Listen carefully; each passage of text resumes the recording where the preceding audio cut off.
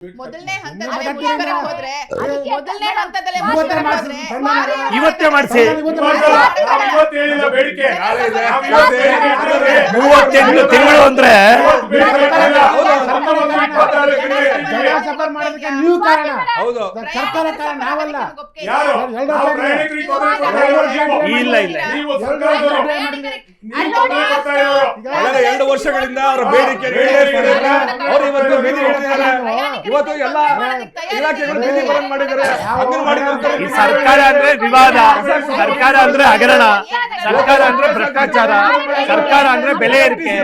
ಬೀದಿ ಬಂದು ನಿಂತ್ಕೊಂಡು ಮಾಡಿದ್ದೀರಾ? ನಾಚಿಕೆ ಆಗಬೇಕು ಕಾಂಗ್ರೆಸ್ ಸರ್ಕಾರಕ್ಕೆ.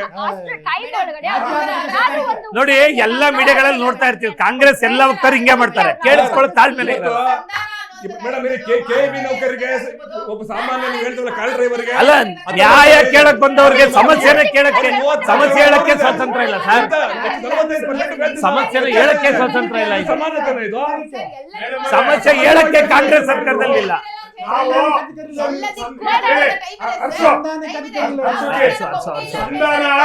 ನೋಡಿ 4 ಬಾರಿ ಸಿದ್ದರಾಮಯ್ಯನವರ ಅಧ್ಯಕ್ಷತೆಯಲ್ಲಿ ಕೇಳಿಸ್ಕೊಳ್ಳಿ ಒಂದ್ ನಿಮಿಷ. ಕಾಂಗ್ರೆಸ್ ಅವರು ತಾಳ್ಮೆಗಳಿರೋ ಅವ್ರು ಇವ್ರು ಕೇಳಿಸ್ತಾರೆ. ಸಿದ್ದರಾಮಯ್ಯನವರ ಅಧ್ಯಕ್ಷತೆಯಲ್ಲಿ ಮಾನ್ಯ ಮುಖ್ಯಮಂತ್ರಿಗಳ ಅಧ್ಯಕ್ಷತೆಯಲ್ಲಿ ಸಭೆಯಾಗಿದೆ. 4 ಬಾರಿ 4 ವಿಫಲ ಆಗಿದೆ. 10 ಬಾರಿ ಮಾನ್ಯ ಸಾರಿಗೆ 10 ಬಾರಿ ಅದು ವಿಫಲ ಆಗಿದೆ. 10 ಬಾರಿ ಆಡಳಿತ ವರ್ಗದ ಜೊತೆ ಮಾತಾಡಿದ್ವಿ.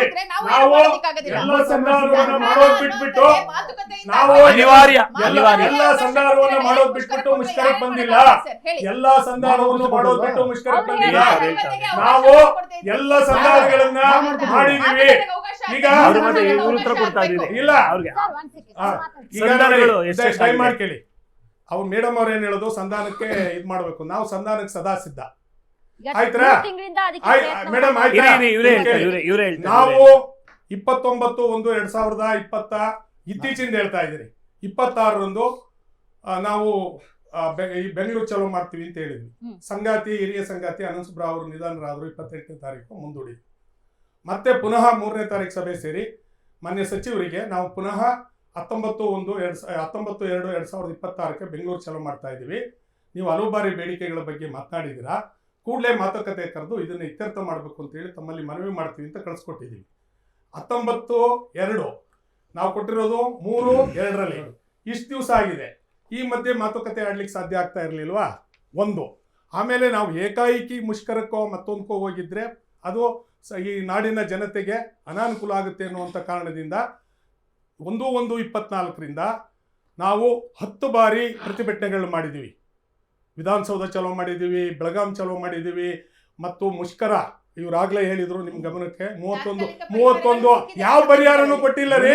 ನೀವು ತಿಳ್ಕೊಂಡು ಮಾತಾಡಿ ದಯಮಾಡಿ, ನಿಮ್ಮನ್ನ ಕೈ ಮುಗಿತೀವಿ. ಸುಮ್ನೆ ಏನ್ ತಾತ್ಕಾಲಿಕ ಪರಿಹಾರ ಕೊಟ್ಟಿದ್ದೀರಾ ಹೇಳಿ? ಏನೂ ಕೊಟ್ಟಿಲ್ಲ. ದಯಮಾಡಿ ನನ್ನ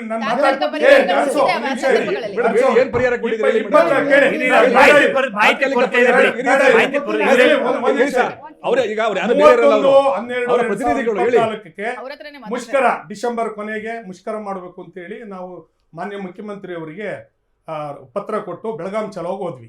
ಅಲ್ಲಿ ಅನೌನ್ಸ್ ಮಾಡಿದ್ವಿ. ಮಾಡಿ ಆದಮೇಲೆ ಅವರು ಮಾತುಕತೆ ಕರೆದ್ರು. ಅದ್ರ ನಂತರ 4 ಸಭೆಗಳಾದವು. ನಾವು ಅತ್ಯಂತ ಶಾಂತಿಯುತವಾಗಿದ್ವಿ. ಯಾಕೆಂದ್ರೆ ಕೇಳಿ ಕರೆದಿಲ್ಲ ಈಗ ಎಲ್ಲಲ್ಲ ಇನ್ನು ಈಗ ರೀ ಅವ್ರು ಹೇಳ್ತಾ ಇರೋದು ಈಗ ನೀವು ಕರ್ನ ಮಾಡಬೇಡಿ, ಆದ್ರೆ ಫಲಪ್ರದ ಆಗಿಲ್ಲ. ದಯಮಾಡಿ ಅದರ ನಂತರ ಸಭೆಗಳಾದವು. ಸಾಕಷ್ಟು ಸಭೆಗಳಾಗಿದ್ದಾವೆ. ನಾವು ಚೀಫ್ ಮಿನಿಸ್ಟರ್ ಅಧ್ಯಕ್ಷತೆಯಲ್ಲಿ ಉನ್ನತ ಮಟ್ಟದ ಸಭೆಯಲ್ಲಿ 4 ಬಾರಿ ಸಾರಿಗೆ ನಿಗಮಗಳ ನೌಕರರ ಭವನೆಗಳನ್ನ, ಅವರ ಬೇಡಿಕೆಗಳನ್ನ, 38 ತಿಂಗಳ ಕಾಲ ಅರಿಯರ್ಸ್ ಅನ್ನ, ಮತ್ತೆ 1/1/24ರಿಂದ ವೇತನ ಹೆಚ್ಚಳಕ್ಕೆ ನಾವೇನು 25% ಕೊಟ್ಟಿದ್ದೀವಿ, ಅದೆಲ್ಲವನ್ನು ಕೂಡ ನಾವು ವಿವರವಾಗಿ ಅವ್ರಿಗೆ ಹೇಳಿದ್ದೀವಿ. ಅದಾದ ನಂತರ ಹಲವು ಬಾರಿ ಸಭೆಗಳಾಗಿದ್ದಾವೆ. ಸಭೆಗಳಾಗಿ ಪ್ರತಿಫಲ ಬಂದಿಲ್ಲ. ನಾನು ಅದಕ್ಕೆ ಹೇಳಿದ್ದು, ಅನಂತಸುಬ್ರಾ ಅವರು ಇದನ್ನು ಕೊಟ್ಟ ನಂತರ ನಾವು 19/2/26 ಮಾಡ್ತೀವಿ ಅಂತ, ಬೆಂಗಳೂರು ಚಲೋ ಮಾಡ್ತೀವಿ ಅಂತ ಹೇಳಿದಾಗ 3ನೇ ತಾರೀಕಿಗೆ ಮಾನ್ಯ ಸಚಿವರಿಗೆ ನಾವು ಪತ್ರ ಕೊಟ್ಟಿದ್ದೀವಿ. ಅದರ ನಂತರ ಸಚಿವರನ್ನ ಭೇಟಿ ಮಾಡಿದರೆ ನಮ್ದೇನೂ ಇಲ್ಲ, ಸರ್ಕಾರದಿಂದ ಹಣ ಬರಬೇಕು ಅಂತ ಹೇಳ್ತಾರೆ. ಅಲ್ಲಿ ಕೊಡಬೇಕಾಗಿರೋದೇನು 1800 ಕೋಟಿ ರೂಪಾಯಿ ಹಣ ಕೊಡಬೇಕು 38 ತಿಂಗಳ ಅರಿಯರ್ಸ್ಗೆ. ಅದಕ್ಕೆ ಲಕ್ಷಾಂತರ ಕೋಟಿ ರೂಪಾಯಿ ಅಲ್ಲ. ಎರಡನೇದು ಸಾರಿಗೆ ನಿಗಮಗಳ ನೌಕರರ ಬೇಡಿಕೆಗಳನ್ನ ಇನ್ನೊಂದು ಪ್ರಮುಖವಾದ ಬೇಡಿಕೆ 1/1/24 ವೇತನ ಹೆಚ್ಚಳ. ಆ ವೇತನ ಹೆಚ್ಚಳದ ಬಗ್ಗೆ ಡಿಸ್ಕಷನ್ ಮಾಡಿ ನಾವು 25 ಕೇಳಿದ್ದೀವಿ. ಅವ್ರು 25 ಕೊಡ್ತಾರಾ? ನಮಗಿಲ್ಲ. ಅವ್ರು 24 ಕೊಡ್ತಾರಾ, 24 ಕೊಡ್ತಾರಾ? ಸಂಧಾನ ನಡೀಬೇಕು. ಇದು ಎಷ್ಟು ವರ್ಷ ಬೇಕು? ಈ ಹಣವನ್ನು ಸಂಸ್ಥೆಯ ಆಂತರಿಕ ಸಂಪನ್ಮೂಲದಲ್ಲೇ ಕೊಡ್ತಾರೆ. ಯಾಕಂದರೆ ಬೆಲೆ ಹೆಚ್ಚಳ ಆಗಿದೆ, ಇದೆಲ್ಲ ಆಗಿದೆ. ಶಕ್ತಿ ಯೋಜನೆ ಬಂದ ನಂತರ ಸಾರಿಗೆ ನಿಗಮಗಳ ನೌಕರರು 5,000 ಬಸ್ಗಳು ಕಡಿಮೆ, 15,000 ಚಾಲಕ ನಿರ್ವಾಹಕರು ತಾಂತ್ರಿಕ ಸಿಬ್ಬಂದಿಗಳು ಕಡಿಮೆ, ಅದರ ಡಬ್ಬಲ್ ಜನ ಇವತ್ತ ಶಕ್ತಿ ಯೋಜನೆಯಲ್ಲಿ ಹೋಗ್ತಾ ಇದ್ದಾರೆ. ನಾವು ಅದನ್ನು ಪರಿ ಹೇಳಿದ್ದೀವಿ ಸರ್ಕಾರಕ್ಕೆ. ನೀವು ಕೊಟ್ಟಿದ್ದೀರಾ, ಕೊಟ್ಟಿರ್ತಕ್ಕಂಥ ಹಣ ಇನ್ನೂ 4,200 ಕೋಟಿ ರೂಪಾಯಿ KSRTC ಬಾಕಿ ಬರಬೇಕು. ಹಣ ಕೊಡಬೇಕು ಒಂದು ಕಡೆ. ಎರಡು ಕಡೆ ಎರಡನೇದು ಅವ್ರೇನು ಹಣ ಕೊಡಲ್ಲ. ನಮ್ಮ ಅಗ್ರಿಮೆಂಟ್ಗೆ ಸಂಸ್ಥೆಯ ಆಂತರಿಕ ಸಂಪನ್ಮೂಲದಲ್ಲಿ ಹಣ ಹೊಂದಿಸ್ಕೋತಾರೆ. ಇದು ಮಾತನಾಡಿ ಇತ್ಯರ್ಥ ಮಾಡಲಿಕ್ಕೆ ಇಷ್ಟು ದಿವಸಗಳ ಕಾಲ ತಗೊಂಡ್ರೆ ನಾನು ದಯಮಾಡಿ ಕಾಂಗ್ರೆಸ್ ಸರ್ಕಾರಕ್ಕೆ ವಿನಂತಿ ಮಾಡ್ತೀನಿ. ನೀವು 4,15,000 ಕೋಟಿ ಅಂತೀರಾ, 60,000 ಕೋಟಿ ನೀವು ಇದಕ್ಕೆ ಕೊಟ್ಟಿದ್ದೀರಾ ಅಲ್ವಾ? ಯಾವುದಕ್ಕೆ? ಗ್ಯಾರಂಟಿಗಳಿಗೆ ಕೊಟ್ಟಿದ್ದೀರಾ. ಸಂತೋಷ, ಅದು ನಿಮ್ಮ ಸರ್ಕಾರದ ನೀತಿಗಳು. ನಾವು ಅದನ್ನು ಸ್ವಾಗತಿಸ್ತೀವಿ. ಯಾವುದಾ ಶಕ್ತಿ ಯೋಜನೆಯನ್ನು ಮಾಡಿ ಪ್ರೈವೇಟಿಗೆ ಅನಾನುಕೂಲ ಆಯಿತು, ಸಾರಿಗೆ ನಿಗಮಗಳು ಚೆನ್ನಾಗಿ ಓಡ್ತಾವೆ, ನಾವು ಅಭಿನಂದಿಸ್ತೀವಿ.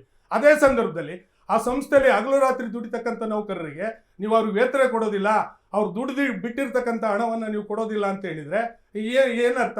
ಈಗ ನಾಳೆ ಆಗುವಂತ ಇದಕ್ಕೆಲ್ಲ ಕೂಡ ರಾಜ್ಯ ಸರ್ಕಾರವೇ ಹೊಣೆ. ರಾಜ್ಯ ಸರ್ಕಾರ ಮತ್ತು ಮ್ಯಾನೇಜ್ಮೆಂಟ್ ಹೊಣೆ. ನೋಡಿ, ಇವರು ಕಾಂಗ್ರೆಸ್ ಅಧಿಕಾರಕ್ಕೆ ಬರೋ ಸಂದರ್ಭದಲ್ಲಿ KSRTC ನೌಕರರಿಗೆ ಸಮಾನ ವೇತನ ಕೊಡ್ತೀವಿ ಅಂತ ಹೇಳಿದ್ದಾರೆ. ಈಗ ಅವ್ರು ಹೇಳಿದ ಸಂದರ್ಭದಲ್ಲಿ ಅಲ್ಲಿ ಇಲ್ಲಿ ಈಗ ಆದೇಶ ಮಾಡಿದ್ದಾರೆ. ಅವರ ಹಕ್ಕುಗಳನ್ನ ಮೊಟಕುಗೊಳಿಸ್ತಾ ಇದ್ದಾರೆ ಕಾಂಗ್ರೆಸ್ ಸರ್ಕಾರ. ಪೊಲೀಸರನ್ನ ಕರೆಸಿ ಅವ್ರ ಮುಖಾಂತರ ಬೆದರಿಸಿ ಅವರ ಹಕ್ಕುಗಳನ್ನ ಮೊಟಕುಗೊಳಿಸುವಂತ ಕೆಲಸವನ್ನ ರಾಜ್ಯ ಕಾಂಗ್ರೆಸ್ ಮಾಡ್ತಾ ಇದೆ. ಇದನ್ನ JDS ಎದುರಿಸ್ತದೆ ಮೇಡಮ್. ಜೊತೆಗೆ 10,000 ವೇಕೆನ್ಸಿಗಳು ಅವ್ರು ಹೇಳಿದಂತ ಸಂದರ್ಭದಲ್ಲಿ ಎಲ್ಲಾ ಕಡೆ ಇದಾವೆ. ವ್ಯತ್ಯಾಸ ಇದೆ, ಬಸ್ಸುಗಳ ಕೊರತೆ ಇದೆ. ಇರಿ ಮೇಡಮ್ ಹೇಳ್ತೀನಿ, ಹಣ ಕೊಟ್ಬಿಟ್ಟು ಹೇಳಿ. ಅವ್ರು ಹಣ ಕೊಟ್ಬಿಟ್ಟು ಆಮೇಲೆ ಮಾತಾಡಿ. ನೀವು ನಿಮಗೆ ಲಾಭ ಬಂದಿರ್ಬೋದು, ಅವ್ರಿಗೆ ದುಡ್ಡು ಕೊಡಿ, ಅದೇ ಕೊಡ್ರಿ ಅವ್ರಿಗೆ. ರೈತ ವಿರೋಧಿ ಸರ್ಕಾರ, ಕಾರ್ಮಿಕ ವಿರೋಧಿ ಸರ್ಕಾರ, ವಿದ್ಯಾರ್ಥಿ ವಿರೋಧಿ ಸರ್ಕಾರ, ನೌಕರರಿಗೆ ಅನ್ಯಾಯ ಮಾಡಬೇಡಿ.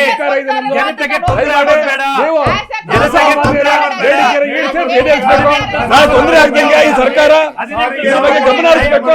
ನೌಕರರ ಸಾರಿಗೆ ನೌಕರರ ಸಮಸ್ಯೆ ನಾವು ಒತ್ತಾಯಿಸ್ತಾ ಇದ್ದೀವಿ ಸರ್. ಅವ್ರು ಹೇಳ್ತಾ ಇರೋದು 2024ರಿಂದ ಇವ್ರು ಕುಮಾರಸ್ವಾಮಿ ಕಾಲಕ್ಕೆ ಹೋಗ್ತಾವ್ರೆ ನೋಡಿ. ಇವ್ರು ಹೇಳ್ತಾ ಇರೋದು 2024ರಿಂದ ಈ 2 ವರ್ಷದ ಮಾತಾಡಿ.